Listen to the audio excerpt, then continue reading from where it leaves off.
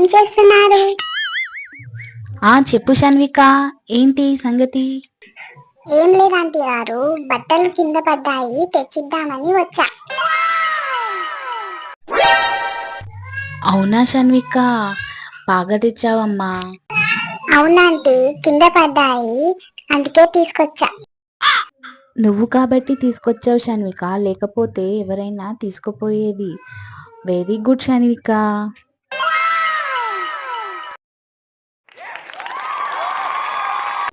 Correct aunty, నేను కూడా మా ఇంటికి తీసుకుపోయా. ఎవరివంటే వాళ్ళవి తీసుకొని వచ్చావంటే ఇంట్లోకి రాకు అని చెప్పేసింది మా అమ్మ. అందుకోసమనే ఇది మీకు తిరిగిద్దామని వచ్చా.